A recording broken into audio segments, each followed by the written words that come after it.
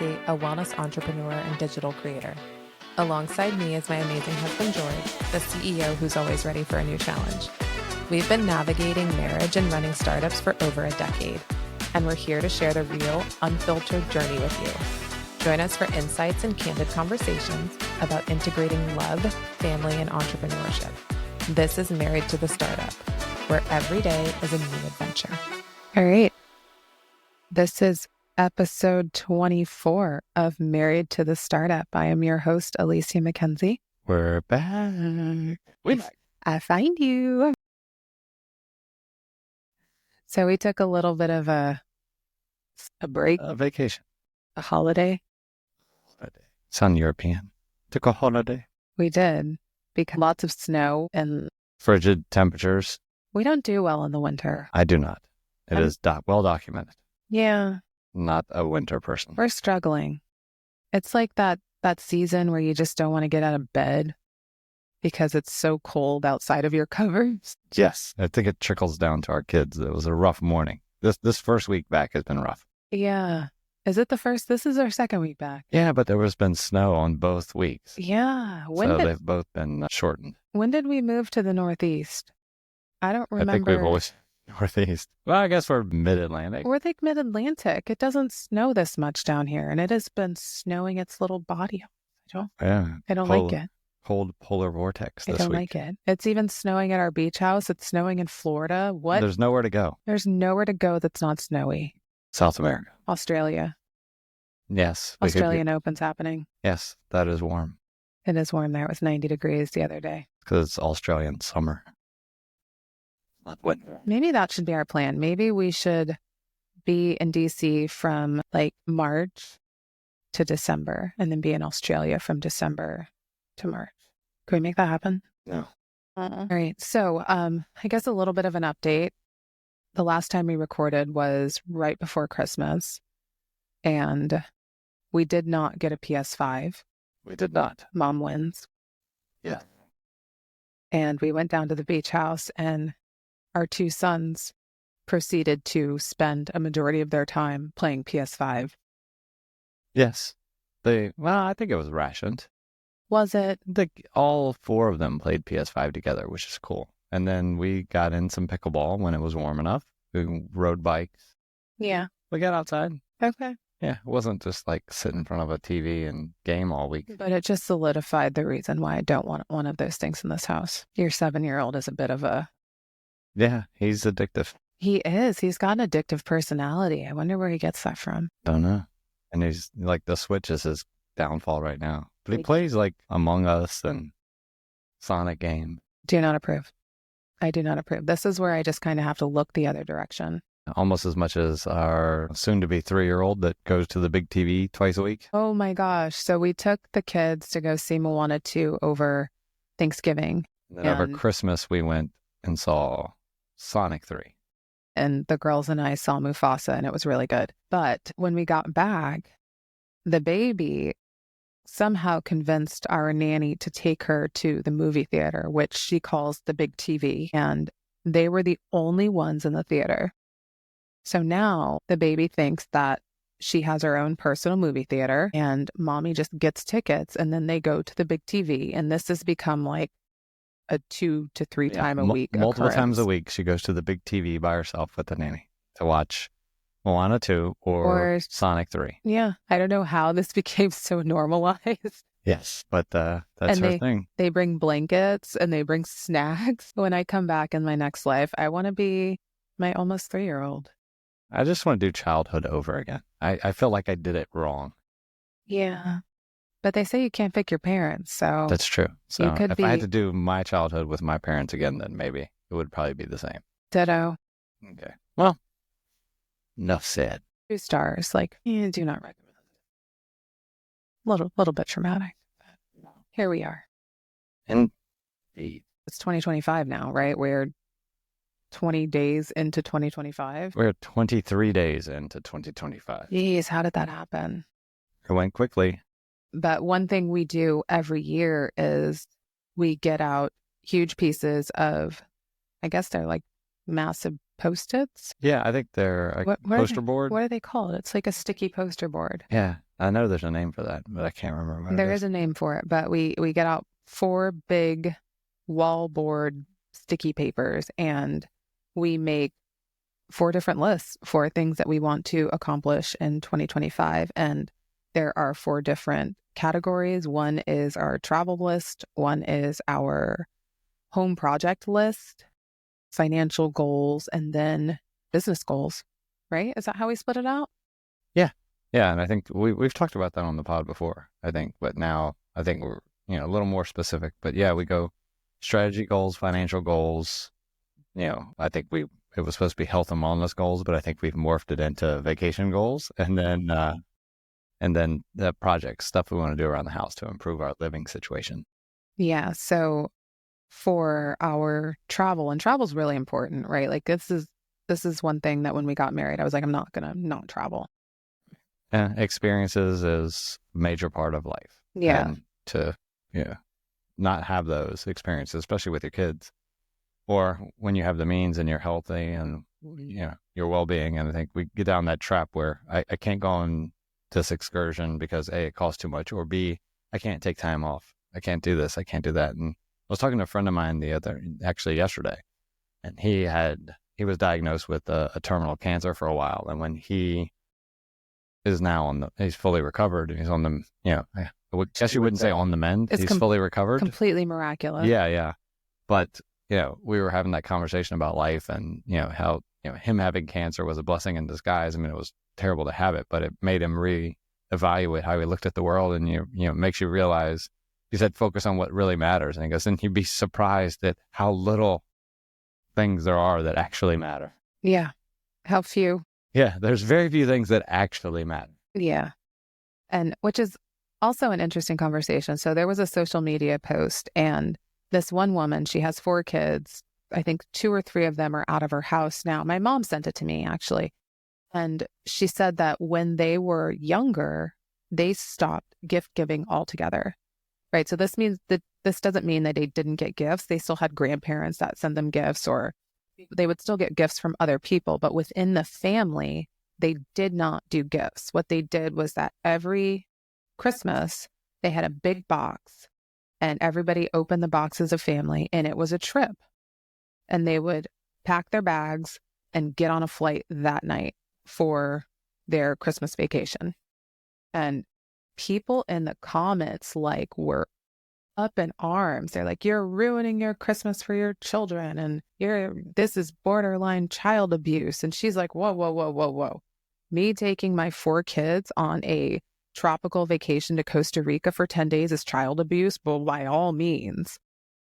So what are your thoughts? Because I know you and I differ severely when it comes to gift giving. Yeah, I think next Christmas, can we just nix the gifts and go somewhere? No, we do both anyway. So why? I don't understand. We do that and we do gifts. So what's the difference? I think the environmental impact on buying them crap that they don't really want and that just ends up in a landfill somewhere anyways is not necessary, because our children did not appreciate 70% of the shit. Let's just set the record straight. Our children don't appreciate anything, right? So that's really sad.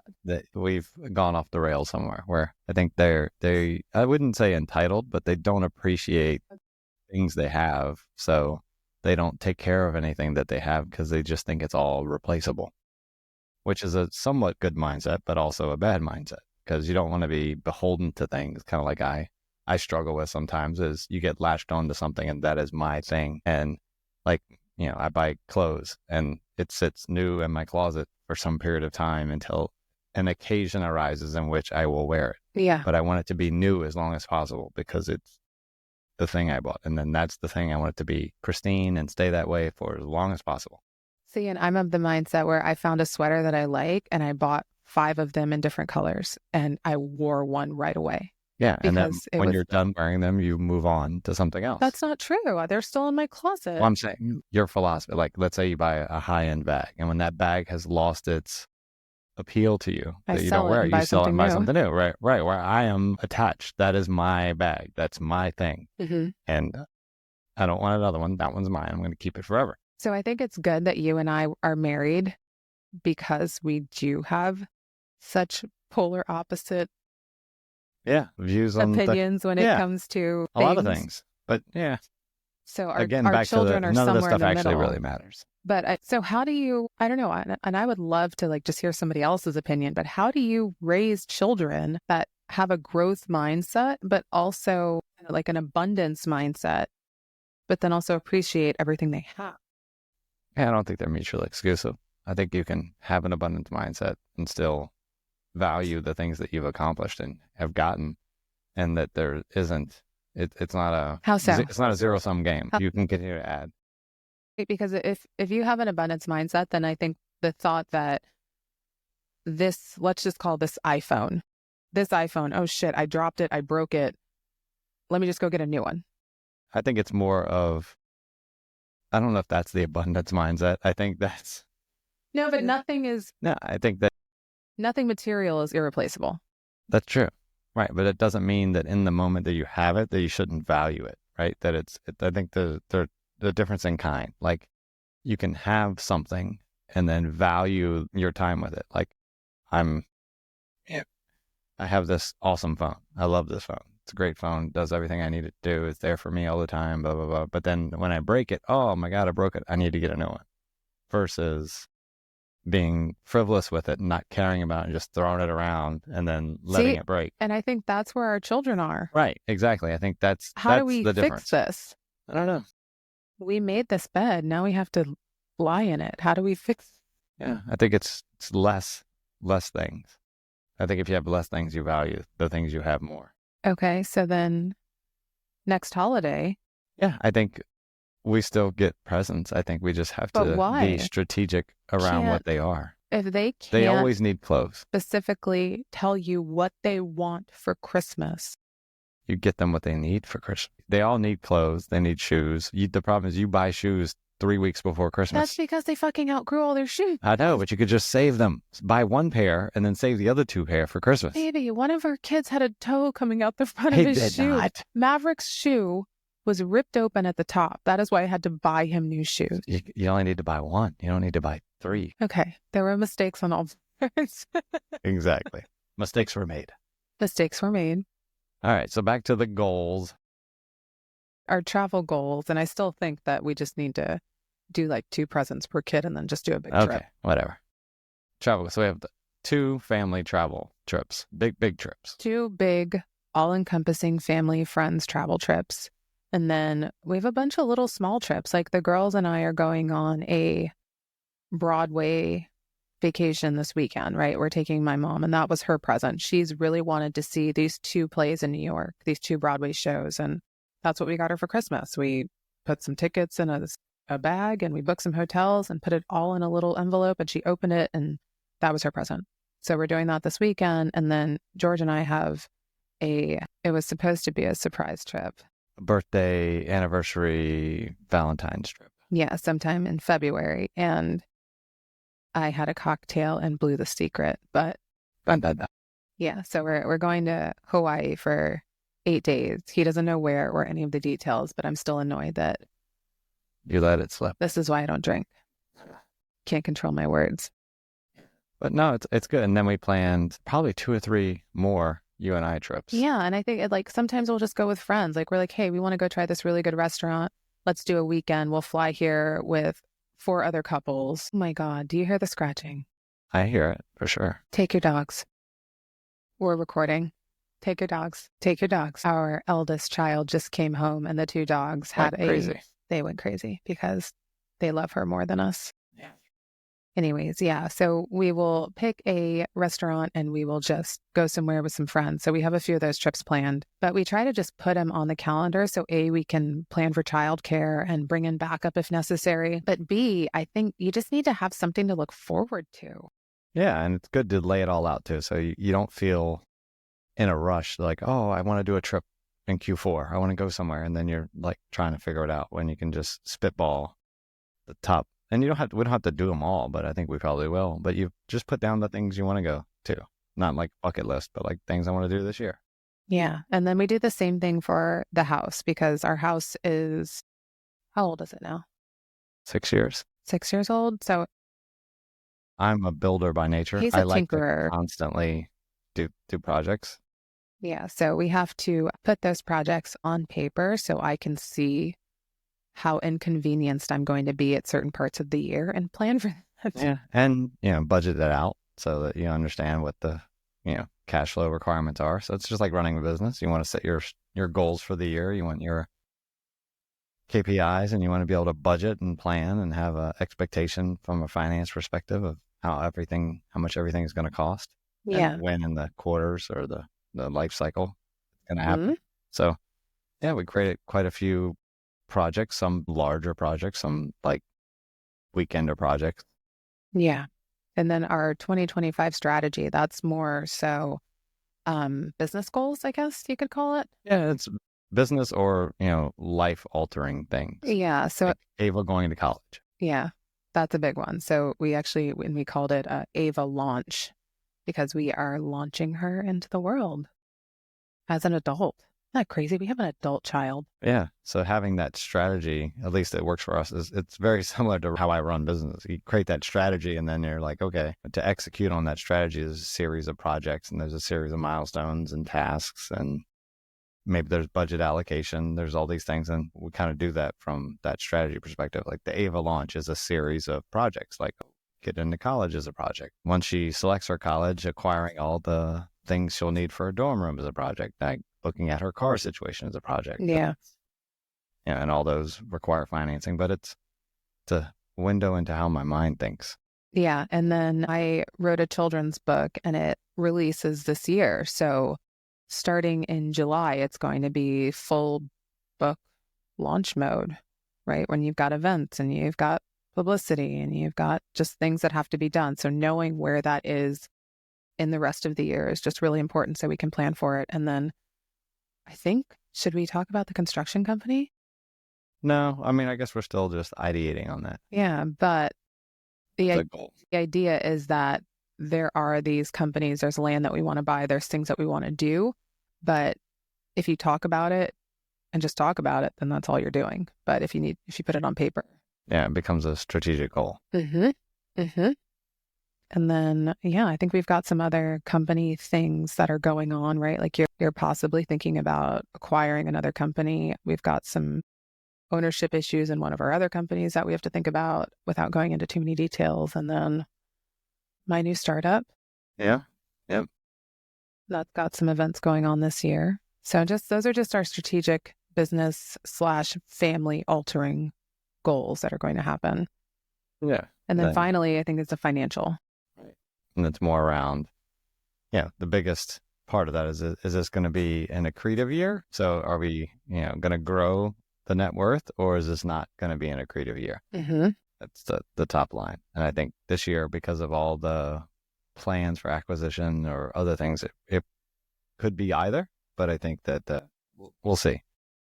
We do have a lot of projects and vacations, so it's strategically planning for those to understand the financial impact. And then we had some goals in there around trying to cut some costs. I think that we've gone years and years without really trying to scrutinize a budget. So I think it's time to go in and just see and it's more than cut out Starbucks. It's more of, hey, what are the things we spend money on that aren't adding value to our lives and aren't increasing our happiness? And not so that I would put that money in a savings account, but it's more of, can I reallocate that money?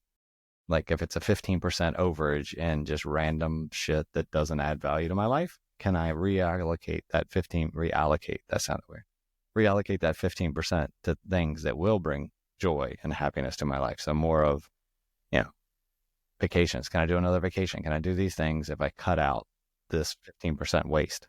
And it's also just looking at all of the subscription plans that we have, because as a family of 8, the amount of redundant Apple purchases that come through, it's like, how many Amazon Prime memberships do we have in one family? I think we actually have like 4.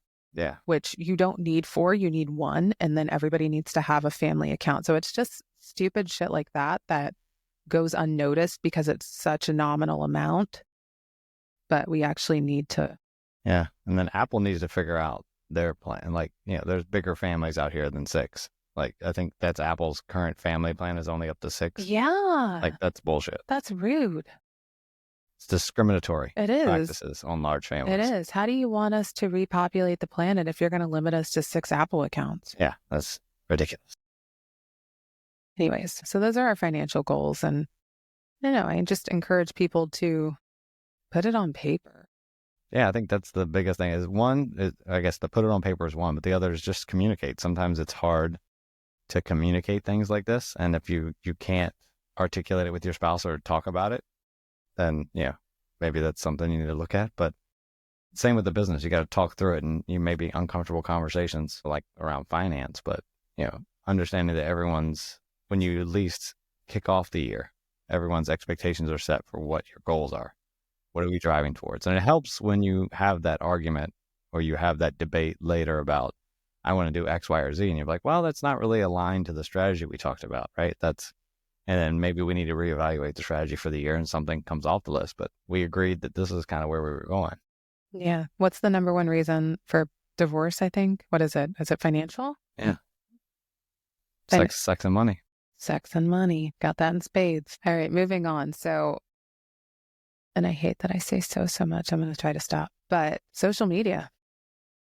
I have a social media confession to make that my virtual assistant, it's driving her crazy, but I have a really bad habit of just completely ghosting all social media because I don't want to be involved in anything that is going on, or I don't want to read people's opinions. I don't want to go on down any rabbit holes. And it's the constant balance of wanting to be informed on current events and wanting to protect my mental wellness, because there is a lot of shit that is going on, and there's a lot of shit that's just, I don't want to do it. I like the old days of the newspaper, right? Where it's one directional news. So that's how I consume most news is I read CNN or Washington Post or New York Times. I read all the different various sites, but I just read it. I don't read comments. I just read just what the authors wrote and get a couple different perspectives on it. It takes a lot of self-control to not go into the comments. And I don't think I have it. I don't think I have self-control. Yeah. So I just don't go on social media. I don't think I've posted on Instagram since your birthday. And that was like the first time in 2025, which is, it's bad for business because that's kind of how my business thrives. But yeah. And then the whole TikTok debacle. Yeah. I feel like this is years in the making. It's almost deja vu. We were going through the same thing when Trump was in office the first time, and now we're right back there. Yeah. Yeah. I just want it to be over with. I'm tired of dominating the news. We were at a volleyball tournament this past weekend, and TikTok went dark at like 9:30 on Saturday night, and I screenshot it, and my eldest deleted it off her phone. She's like, well, RIP TikTok, right? So she deleted it off her phone. She can't get it back now. And I recently saw an article that people are paying up to $10,000 for an iPhone that has TikTok installed on it. That's not real. No one's going to pay $10,000 for a phone. Patience is a virtue. TikTok is, if there is an embargo right now and you can't get it on the App Store and you can't get it on the Google Store or whatever the hell it's called, it's just a matter of time before it comes back, maybe in a week or so. I don't know why. I guess it just shows the addictive nature that people are that crazy about it. Come on. People are downright addicted to TikTok, and the amount of teenage girls that I saw moping around on Sunday. Maybe they need it. Yeah. Like it's really sad. TikTok junkies. It's like drug addicts. It's like the algorithm is just so perfectly created to suck you in. I'm kind of glad that we're still holding off on the cell phone thing for Michaela. Zero chance. Like, you're not getting TikTok. You're not getting a cell phone till you're in 9th grade. I'm sorry. But yes, I don't know. I guess I need to tiptoe back into social media, but I just really don't want to. It's annoying how my feeds are based on an algorithm of what it thinks I want, and not like, I follow people for a reason, and yet I don't see any of their stuff on social media. That's what's really frustrating. Even after I've subscribed to them, I've done all the things, and yet it's still just showing me things that make me ragey. So I don't want to have any part of it. So quite the conundrum. Yeah. How does one I don't know. use social media? I don't know. I don't like to use it at all. I know, it sucks. Yeah. I just don't, back to the value creation. I'm not sure it adds value to my life. Yeah, I would agree. So I feel like I'm at a turning point. Yeah, maybe. Well, you're almost in the back half of the 30s. So maybe it's the time in your life where Right? you become more like, you unplug from what the cool kids are doing and more around what is making me happy or not happy. But here's the thing, like when my editor comes to me and she's like, hey, you need to post about your book. Yeah. That's where I think you just tell your VA to post something. Maybe. You have an account for your book persona and you have someone else manage it. Yeah. We're at a turning point here because I don't see the value added. I don't want to spend time on it. I'd rather be reading my books or doing Wordle or Connections or Strands. Well, speaking of algorithms, Yeah. Netflix knows us so well that Netflix don't die. Oh my gosh, yes. I've recommended that to like 4 people now. And not because I think you should follow Brian Johnson and what he does. I just think there's certain aspects of it that I think are interesting. Like he's a 24/7 human Biohacker. trial. He's a biohacker. He's a 24/7 human trial monkey where he's doing all these scientific trials, not perfectly scrutinized, but he is basically the guinea pig for everything. And you can just monitor and watch the train wreck. Okay, so back up. Brian Johnson is a former tech bro who started a financial company that was eventually sold to Venmo. Yes, they think they bought them. Yeah, they bought Venmo. So something happened. He sold his company for almost $1 billion. And he was not the healthiest person when he was going through his startup and growth phase and whatever, as to be expected when you have a startup. But now he spends $2 million a year biohacking his way to eternal life. He wants to be immortal. He does not want to die. Everything that he does is titled "Don't Die." And he thinks that is the ultimate goal of life. He recently did a podcast with Barry Wise, and she's a really good listen. She's very succinct. I love listening to all of her podcasts, but she did an interview with Brian Johnson. Go listen to it. And he's just a very strange human being. Yeah, the document, I didn't know that much about him. The Netflix, I guess you'd call it a documentary. I don't know if it truly is. I'm sure he was part of the production of it, so I don't know how authentic the documentary is. I mean, he's creating the narrative he wants you to believe. Yeah. Right? That's what it is. He has a brand, he has a narrative, and everything that he does, promotes, creates, supports that narrative. So yeah, it's interesting. And he resells all of his stuff on Amazon, his Amazon store. But I think the thing that you brought up was in that documentary, he criticizes the life he used to live. And a lot of parts of it, I mean, some of the parts of it, I agree, like he was unhealthy, and criticizing the unhealthy parts, I understand. I think, but then he goes through criticizing, I think where you and I maybe have a slight difference, but he does criticize that tech bro lifestyle or the startup lifestyle. I think he's a fucking hypocrite, and it drives me crazy. He's such a hypocrite. You cannot live that life and make $1 billion and then go back and criticize it and say you wish you'd never done it, because you would not be in the position that you are in today. But you don't think people change and adapt their opinions and learn from mistakes? Because maybe you think it was a mistake and now you learn from it? No. Okay. I think he's a hypocrite. Maybe. I mean, I think he's in a place of privilege that lifestyle got him, right? And you're in a place of privilege where you can look back and say things, but at the same point, I think that doesn't, don't throw the baby out with the bathwater. I think there's some parts that are viable, and I think that too. Like the days of wanting to burn the midnight oil and work round the clock and do all those things are behind me. Yes, because you worked around the clock and you got to a point where you don't have to do it anymore. You can't say, but you can't look back and be like, oh, or you can't look down on people who are currently living that lifestyle because they're trying to get to a place where they can spend $2 million a year biohacking their bullshit. Yeah. But back to what we talked about before with the, what really matters. And I think that's where it gets to, like, if Vomit. It doesn't, we get hung up too much on what we're supposed to do or expected to do. But if you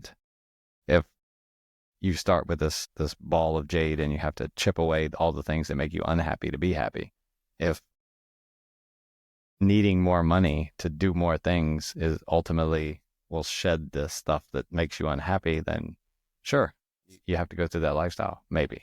But if you don't, if work, no, I can think to his point, if you work around the clock, yes, and you're unhealthy and you're jeopardizing your life and your health span to achieve financial benefit, at the end of the day, is that a worthwhile trade-off? And I would say no.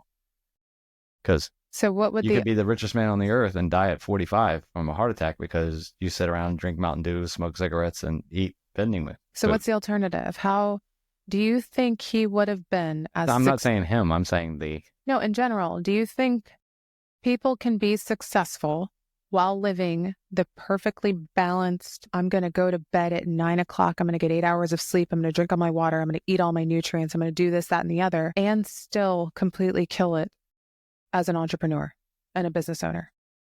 No, I think we talked about it before. There's only so much air in the balloon. You so you can't can have only one do without so the much. other. You can only do so, but redlining for a year, 2, 3 years at a time is not the way. And my girlfriend, she had a really, really, really good analogy, and it was also a balloon, but I actually think it's better than yours. It is when you're blowing up the balloon, you want to get out right before it pops, right? Like you want to put so much energy and you only want to put enough to the point where it is so perfectly blown up. And she explains it way better than I do. Lindsay, I'm probably butchering this, but her balloon analogy, and I'm going to find it and put it on Married to the Startup on the socials, because it was so well said. And you want to get out. It's basically like leaving before the party's over. Yeah, as long as everything is enjoyable. Yeah.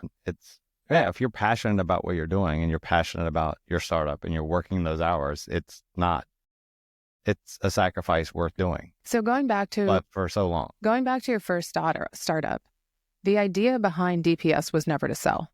Correct. Right? Like that was... Yeah, we loved it. The party was so good. Like everybody was happy. The company was winning awards left and right. Like the employees were happy. They wanted to be there. You guys got out before the party was over, even though that wasn't the plan. Right? Is that the goal? Could you have made more money if you'd have stayed in longer and grinded harder? Right? So I don't know. I don't know. I guess I don't understand your point. I don't either. Yeah, because I agreed. I agree. I don't think, but I also lived. Do you think he got out before the party was over? Or do you think he waited until the balloon popped? No, I think he waited until the balloon popped. See? Right? And I think that at DPS, I was probably healthier than I am now. Really? Yeah. So, I mean, I found time to make it all work. Yeah, but... Just once you started adding 5 kids to the mix, you got to take air from somewhere. But also, you didn't sell for 800 million, right? Right. It's true. Didn't grind through it. I think there's some validity in his point about, making sure that you're not trading your life for money. That I agree with. Yes. After he traded a good chunk of his life for money. Exactly. So at what point do you know to pull it back? Right. And I guess that just gets to what's enough for you. What makes you happy? I fall back to always, So what's really important to you? Would $1 billion be enough? Yeah, for sure. I mean... But you go ask... That's why I can't... You ask any billionaire and $1 billion is not enough. It's the next billion. Right? And it's always the next thing because you're addicted to that chase. I just can't take his opinion seriously on the startup lifestyle. I think he's a hypocrite. I don't like it. Yeah. Well, I agree. I think there's some hypocrisy in the things he says because it's hard to you know, have the golden eggs without the goose. But I think that, there are some valid points in, trading your life for money. And you only have one life, and time is the only asset that's truly, truly valuable. And what you do with your time is all that matters. So I guess where we're going from here is that if you want to be utterly confused and just like, I don't know, I side-eye half the things he does, but it's also like a train wreck and you can't look away. Yeah, he's intriguing, he's confusing. But I guess my biggest takeaway is there's a lot of things I think that he does that if you took a small fraction of it, and you and him are the same age, it can improve your health span. For sure. A small fraction of what he does. But the other part is, I think that, like, to the point where he was all in on working and he sacrificed everything for the work. And then now he's like, oh, now I'm doing this health span to make myself happier. Yeah. And at the end of the day, sacrificing his entire life only to prove that he can, improve his health span. It's all about chasing how many years he ages in a year. And he gave up, my opinion, his entire life to do that because he goes to bed at a certain time. He only eats 2 meals a day. He takes 51 vitamins. He takes this. It's so regimented where he doesn't sink. And that's part of the documentary. He's turned his brain off because his brain has problems. He doesn't think at all. So what life is he actually leading? But according to him, the meaning of life is to not die. What do you think the meaning of life is? Yeah, I think it's to be happy and procreate. I think at a cellular level, that's what you're supposed to do. That's simple. That's simple. So how do you know if you're happy? Yeah, I mean... What makes you happy? Well, that's the thing. Nothing makes you happy. You have to take away all the things that make you unhappy. Interesting. I think, and as I've gotten older, like, you're happy. Babies are happy. You're happy. The only time babies are right? Happy. The only time you cry when you're a baby is because something is making you unhappy. Let's have another baby. Right? So you have that happiness inside you. You're thinking about it. You're happy. You have that. Is that back to the Japanese art? Like, you have that happiness is inside you. You just have to chip away all the things that are making you unhappy. That's interesting. I've gotten to a point. I don't know if it's age or if it's 2025, but I think I've reached a turning point. Yeah. Yeah. Whether it's just like, I don't want to do it. I don't want to go out at night. I'll go out during the day. Yeah. I mean, if it doesn't make you happy, why do it? Right. Like I was picking up something for the girls at the mall today, and the sales associate was like, oh, and I was talking about New York. She's like, oh, are you going to Fashion Week? And I'm like, holy shit, I completely forgot that it was Fashion Week this week because I just don't care. Yeah, you used to go. We went. I know. Like, I used to be all in on, holy shit, these are the designers that I want to go see. This is like, that was a thing. And then you start to peel the onion back and realize that I don't want to be a part of the constant hamster wheel of chasing next season's fashion. But it's not even that. It's like, it's the environmental impact. It's that fashion is, there's seasons for a reason, and it's not because it's pretty. It's because it makes money. You have to have multiple seasons so you can sell multiple iterations of similar things. Yeah. I'm getting there. Yeah. I think I'm maturing. Am I becoming an adult? No. Am I becoming an adult? I think you actually are. Holy crap. Never thought I'd see the day. Yeah. I mean, there's always times you have to do things you don't enjoy. Well, for sure. It's life. But you should be striving to chip away the things that you don't have to do. Well, you don't have to do anything, but you chip away the things that you're doing that don't add value and don't make you happy. And you do them just because you think you should. Yeah. Like, I have a friend of mine who's currently in Guatemala helping with, I think it's human trafficking. And she's got multiple children too, but she picks things that speak to her and that she's passionate about, and she goes and does those things. That's awesome. And nothing else. Yeah. Right. Yeah. And at the end of the day, I'm sure when she's on her deathbed, she'll have lived a happy and enjoyable life and wouldn't trade it for anything. Except for the Brian Johnson regiment to add 5 more years. But those 5 years, you don't get to do anything. You just take pills, eat, and go to sleep and work out. Her and I are under the impression that we're both going to die at 46. But oh, Lord have mercy. Thought you were living to 100. The goal is 100. That is my goal, but the goal is 100. We'll see what happens. Only time will tell. I love it because we also watch the Netflix. I think it's the algorithm that got us after that Don't Die. It's the the blue zones. Yeah, it's interesting if you watch all these and you start to pull the commonalities, like it's don't eat till you're overly full. You eat limited amounts of meat and you hang out with people that make you happy. Yeah. Live a low stress lifestyle and you have purpose. Like if you put those things together and, maybe there's medical enhancements or, stuff that does that. But if you don't solve those issues, then I don't think there's a pill that's going to make you live long. But do you see how polar opposite Brian Johnson and those centenarians are? That's what I'm saying. He's taking just a mathematical medical approach when if you looked at all the blue zones, the commonalities were friendship, purpose, and the things you eat. But what he thinks of himself, he thinks he is performing an experiment every day. So when he drinks water, the water has been tested he's drinking the most perfect water. There's no impurities, it's perfectly mineralized, whatever. It's the most optimal temperature for his body. And that's his experiment. He knows exactly what's going to happen to his body when he consumes that water. Versus us, let's say you get your water out of a water fountain. You don't know what the hell's in that water. You're also performing an experiment. You don't know what's going to happen to your body when you drink that water. Yeah. Who's to think that maybe your body needs those stressors of maybe not perfect water. Yeah. So your body has to do something. It has to act. It has to filter out itself. It has to get rid of the toxins. It has to do all these things that exercise the system and grow it versus homeostasis. You're not going to grow. You're not going to advance. You're just going to stay this. I feel like we could talk about this forever. Sure. Okay. Because I'm completely uneducated on the subject, so I can talk about it forever.